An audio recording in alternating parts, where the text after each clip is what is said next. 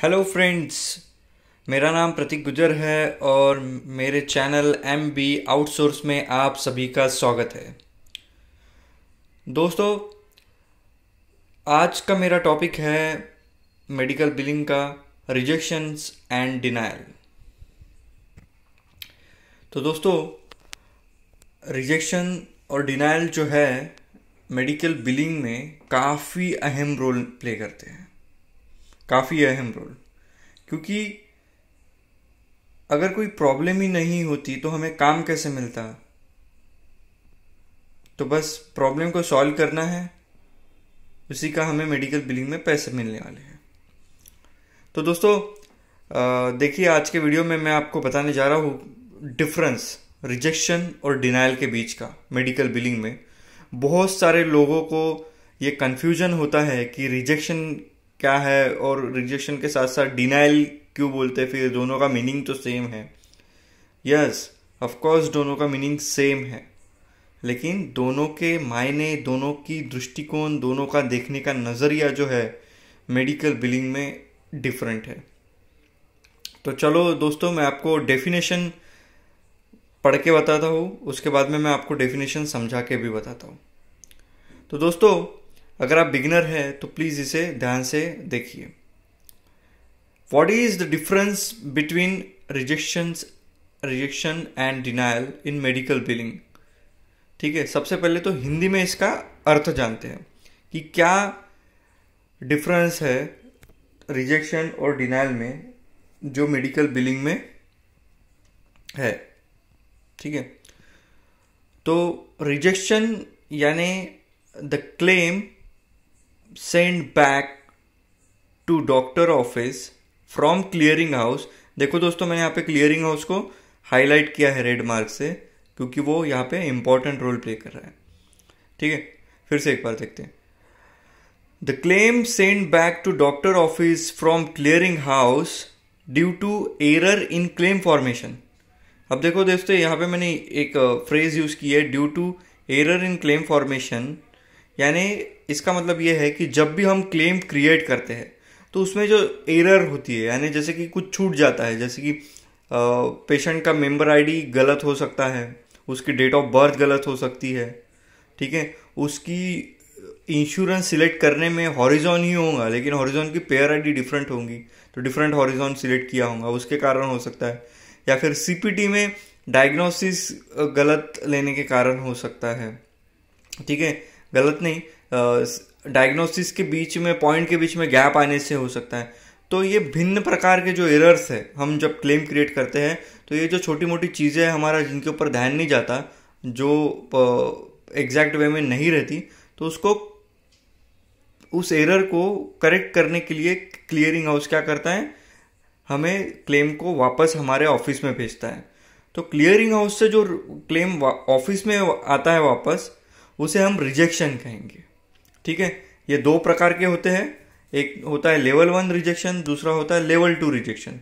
Level 1 rejection easy rejection होता है solve करने के लिए, और लेवल 2 रिजेक्शन थोड़ा डिफिकल्ट होता है। डिफिकल्ट यानी ऐसा नहीं होता कि बहुत बड़ा वाला होता है, यानी बहुत बड़ा वाली error, not like that, but उस एरर को हमें फाइंड करना होता है कि ये कौन सी बारीक एरर है, क्योंकि वो छुपी रहती है कहीं ना कहीं। इसलिए लेवल 2 में थोड़ा ज़्यादा दिमाग लगता है, लेवल 1 में थोड़ा कम दिमाग लगता है। तो दोस्तों, क्लियरिंग हाउस से जो क्लेम डॉक्टर ऑफिस की तरफ जाता है वापस, किसी ना किसी एरर के कारण क्लेम फॉर्मेशन में, उसे रिजेक्शन कहते हैं, बरोबर।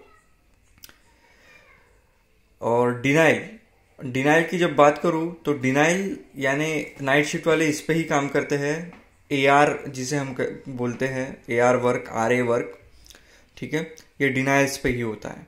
डे शिफ्ट में रिजेक्शन पे काम किया जाता है, रात में नाइट शिफ्ट में डिनाइल्स पे काम किया जाता है। इसलिए डिनाइल्स पे रात में काम किया जाता है क्योंकि ये अभी आपको डेफिनेशन में समझेगा।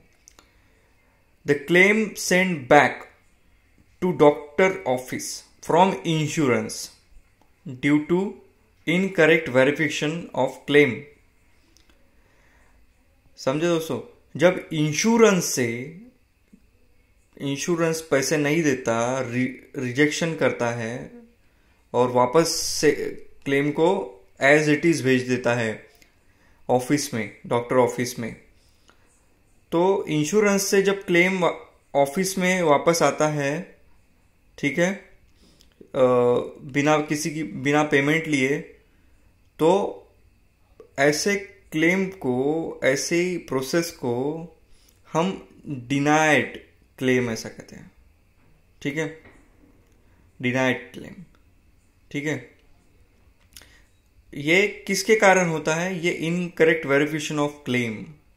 जैसे कि इनकरेक्ट वेरिफिकेशन ऑफ क्लेम यानी जब हम इसकी वेरिफिकेशन, एलिजिबिलिटी एंड वेरिफिकेशन करते हैं, ठीक है, हम इसकी जांच पड़ताल करते हैं। जैसे हमारे इंडिया में केवाईसी होता है, केवाईसी अगर गलत है, ठीक है, तो हमारा कोई भी चीज़ आगे प्रोसेस नहीं होता। सेम इसी प्रकार से है कि अगर हम इंश्योरेंस, पेशेंट, उसके डेट ऑफ बर्थ, ठीक है, इसको मैच नहीं कर पाते, इसमें कुछ ना कुछ डेटा मिसिंग होता है या फिर इनकरेक्ट होता है, इनवैलिड होता है, प्रॉपर वेरिफिकेशन नहीं होता। जैसे क्लेम सेंड कर रहे हैं हम एक डेट ऑफ सर्विस को, बट उस डेट ऑफ सर्विस को इंश्योरेंस ही एक्टिव नहीं है, तो ऐसे केस में क्या होता है कि इंश्योरेंस वो क्लेम को रिजेक्ट करती है और डॉक्टर ऑफिस में वापस भेजती है, ऐसी ये बोल के कि ये सब डेटा जो है आपने दिया हुआ है, ये इसी प्रकार से इसका डिनाइल है। वो उसके लिए कोई रीजन कोड देते हैं कि इस वजह से ये है, ये पर्टिकुलर कोड का एक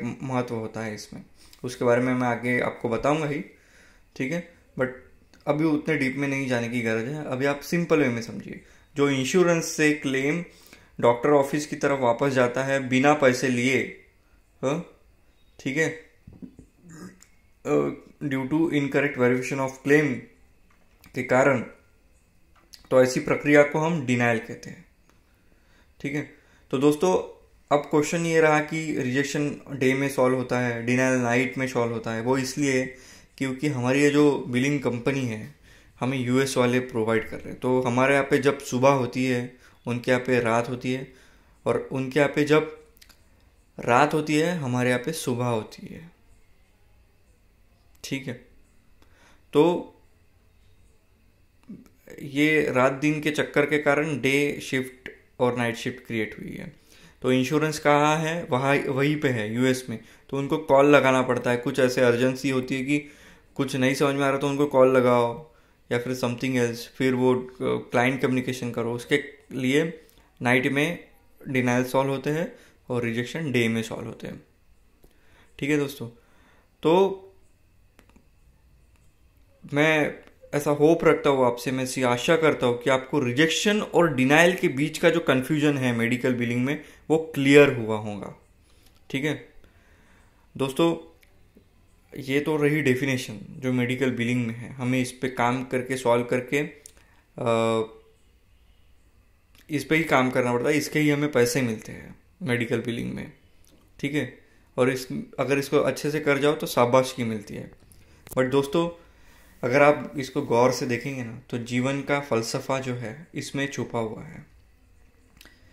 एक छोटी सी बात कहना चाहूँगा इस डेफिनेशन के माध्यम से कि हमारे जीवन में प्रॉब्लम्स तो रहनी ही है, बट जैसे डिनाइल और रिजेक्शन सॉल्व हो सकते हैं, वैसे हमारे जीवन की कठिनाइयाँ, हमारे जीवन की प्रॉब्लम्स भी सॉल्व हो सकती है। उल्टा वो हमें प्रॉब्लम्स जो आती है हमारे जीवन में, वो हमें दुविधा में डालने के लिए नहीं आती, बल्कि वो हमारे अंदर छुपी हुई एक जो पोटेंशियल है, जो एनर्जी है, जिसका हम कभी इस्तेमाल नहीं करते, ना कभी देख पाते, बस उसको बाहर निकालने के लिए आती है। तो दोस्तों इसी प्रकार हर चीज़ का अगर हल है तो हमारे प्रॉब्लम का भी इस दुनिया में हल है। बस थोड़ा सा शांत रहिए, संयम रखिए, डीप स्लीप कीजिए और अपनी जो भी दुविधा है, कठिनाई है जीवन की, वो उसको शांति से सॉल्व करके स्टेप बाय स्टेप, हर एक स्टेप में एक लिंक जुड़ी होती है। तो दोस्तों रिजेक्शन और डिनाइल की डेफिनेशन आपको समझ गई होंगी। इसी माध्यम से हमें ये डेफिनेशन अपने लाइफ में भी अप्लीकेबल करनी है। अगर इसको अपन अपनी लाइफ में एप्लीकेबल कर लिए तो हमारी लाइफ भी स्मूथ चलेंगी, जैसे हमारा मेडिकल बिलिंग इसको सॉल्व करने से स्मूथ चलेगा। तो दोस्तों आशा करता हूँ, उम्मीद करता हूँ कि आपको ये वीडियो काफ़ी अच्छा लगा होगा, समझ में आया होगा, और आप इस फील्ड में आना चाहते हो तो इस वीडियो के आधार पर आप अपना इंटरव्यू क्रैक कर सकते हो, ऐसी मैं आशा रखता हूँ आपसे। और दोस्तों अगर आपको ये वीडियो इन्फॉर्मेटिव लगा है, इंटरेस्टिंग लगा है, और कुछ मेरी बातों से आपको ये एंटरटेनिंग लगा है, तो प्लीज़ लाइक शेयर कमेंट ज़रूर कीजिएगा, और कमेंट सेक्शन में मुझे बताइए कि आपको ये वीडियो कैसा लगा। और अगर आपके मन में कुछ क्वेश्चंस है मेडिकल बिलिंग के रिगार्डिंग, तो प्लीज़ मुझे कमेंट सेक्शन में कह के बताइए, मैं उसका जल्द ही आपका सॉल्यूशन दूंगा। चलो मिलते हैं नेक्स्ट वीडियो में, तब तक के लिए आप खुश रहिए, खुशियाँ बांटते रहिए और हेल्दी रहिए। Bye bye.